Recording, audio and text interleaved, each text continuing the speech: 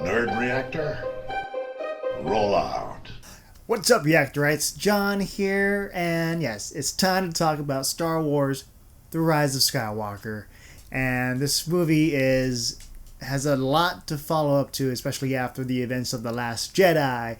And as we all know, The Last Jedi has been a movie that has been very divisive between the Star Wars community. So you have the ones that do like The Last Jedi and the ones that hated it. And so everyone's just fighting each other, and that's all thanks to Rian Johnson. And I just want to talk about this one podcast he did recently where he's like, I'm going to read it to you. All right, so this is what Rian Johnson said in a podcast. I think approaching any creative process with making fandoms happy would be a mistake that would lead to probably the exact opposite results. Even in my experience as a fan, if I'm coming to something, even if it's something that I think I want, if I see exactly what I think I want on the screen, it's like, oh, okay. It might make me smile and make me feel neutral about the thing, and I won't really think about it afterwards, but that's not really going to satisfy me. Well, if you're thinking like that, and so you're doing something else that would really piss off the fan base, it didn't satisfy them either way. So whatever it is that you think you're doing, stop doing it. But yeah, Last Jedi. But there are those that like it. So with this one, J.J. Abrams, Star Wars: The Rise of Skywalker. So he goes back, and this is pretty much I felt like an FU to whatever happened with the story with The Last Jedi. So whatever Rian Johnson did to do a 180 with The Force Awakens, J.J. Abrams, did another 180 with this movie. And once you watch it, you'll see what I'm talking about, especially with like certain characters and certain things that happen in the events of Last Jedi when you're like kind of disappointed, like, oh, it's all for nothing. Like she's a nobody, or blah blah blah. So JJ in this one, he actually does try to like fix it and try to make the fans happy. And that's a tall order because you're trying to go after The Last Jedi, because that put off a lot of people, and so it's going to be tough to try to get them back in again and like the characters. And for me, like, I still enjoy Poe Dameron. He's just a fun guy to watch, and I do like to see like a little bit of the Finn arc about him being a stormtrooper and just becoming a good guy now. And then you still have Rey, and for the first two episodes, I felt like she really had no arc, and she really didn't go anywhere, and she was kind of a bland character, because in the end, like, when Kylo Ren offered his hand to her, she was like, no, whatever, no. And so it's like, who are you fighting for? I don't really feel like there's a connection on why this person is there and trying to help the good guys. But with this movie, so they made the characters more interesting, and I actually, out of all the movies, I actually like them better in this movie than the previous films, because they actually have struggles where they have to like compete and fight, like especially with the dark side.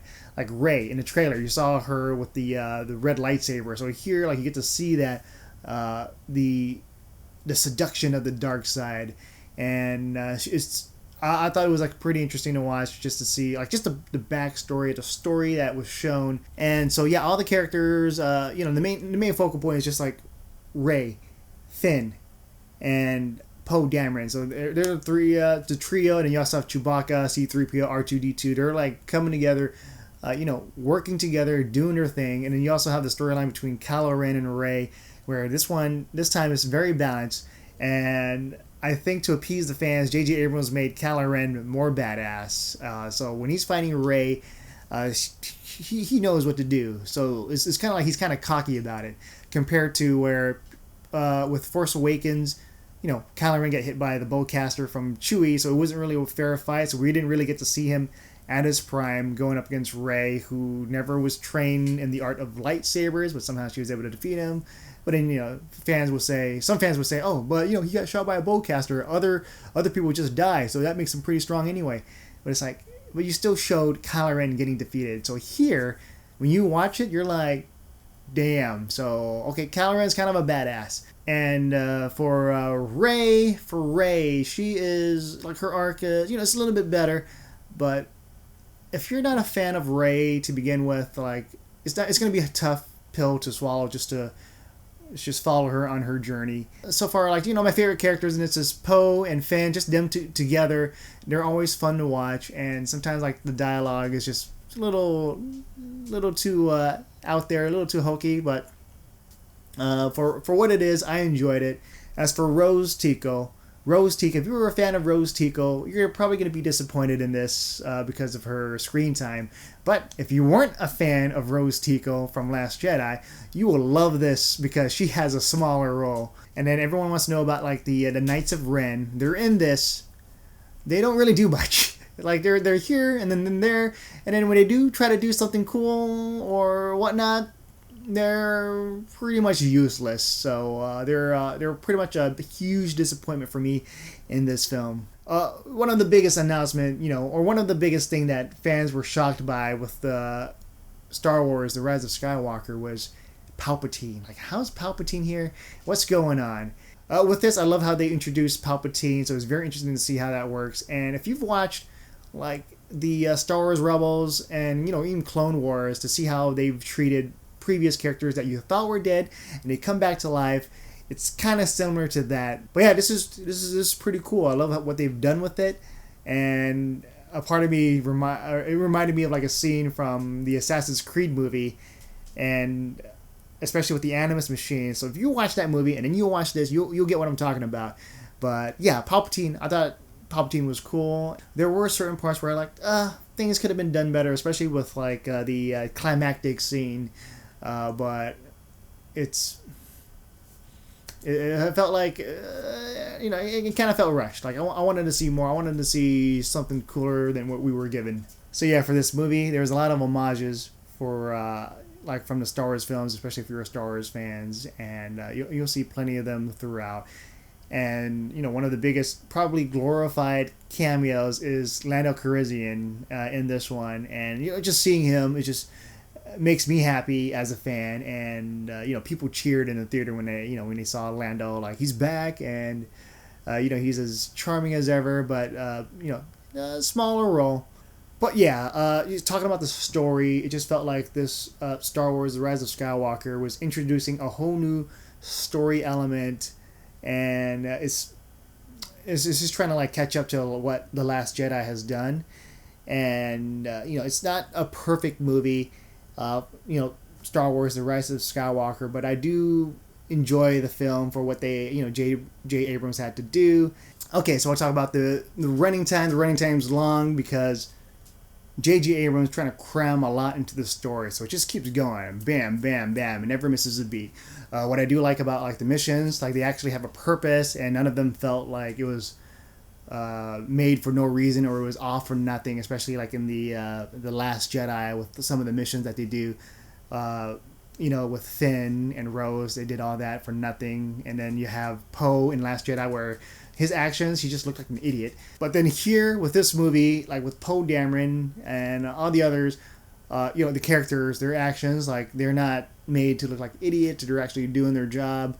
And the key ingredient here is hope. And that's probably like the biggest, most important factor for a Star Wars film is about hope. And that's something I can appreciate.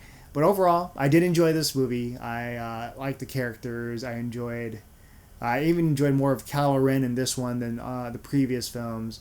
And, Poe. He's just a fun character to watch if you liked him in the first two films. And I do want to talk about Dominic Monaghan, who was, Merry from Lord of the Rings, Merry and Pippin. He's in this, and it's a very small role. But when you see him, you're like, haha, look, it's him. Mary's in this. So I also want to talk about like the whole story edition where you have Palpatine. So it does kind of feel like it's tacked on, kind of, but it does kind of make sense when you watch the previous films where it kind of fills in the holes. But it's like, what's going on?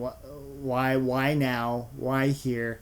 And it just feels like it's just here all of a sudden, and it's supposed to be like this grand thing, but it didn't really feel grand. Like there was no build up to it. I wish there was a bigger build up. Like, at least Lord of the Rings, I want to use that as an example. There was like a build up of Sauron where he's like this looming shadow. You felt his presence from like from the very first Fellowship to the Return of the King. Here, I wish the movie had more of like an arc. It just felt like you watch it, it's just like one movie has one person doing this, and then another movie another writer does it. But yeah, with like the Rise of Skywalker, you don't really need to watch The Last Jedi. It felt like by watching this, The Last Jedi was just filler. Nothing was important, and the only things that mattered were just like the stuff that Rian Johnson did a 180. And then here, J.J. Abrams did a 180. It's kind of like, haha, look at that. Whatever you did in Last Jedi, I'm fixing this now. So, take a hike. If you're coming in this, like, not wanting to watch the movie at all, just, you don't have to watch the movie. But if you're curious, you want to just finish the saga, just watch it. And, you might enjoy it or you might not. And, I've talked to a few people that have seen the movie with me. And, majority that have liked The Last Jedi, they hated this movie. They hated The Rise of Skywalker. And I talked to like the majority that did not like The Last Jedi. They enjoyed this movie. And there were a few couple that didn't like The Last Jedi, and they also didn't like The Rise of Skywalker. So in the end, I'm thinking this movie is going to be split again. It's going to create more of a divisive fan base where everyone's just going to fight each other. And this is where we're at now with Star Wars. So I know it kind of makes me sad, that everyone's just arguing with each other and fighting and all that and bickering. And this is not my Star Wars, or I like this. So it's like you can never really make anyone happy. The one thing we do have that I think a lot of people are enjoying is at least The Mandalorian.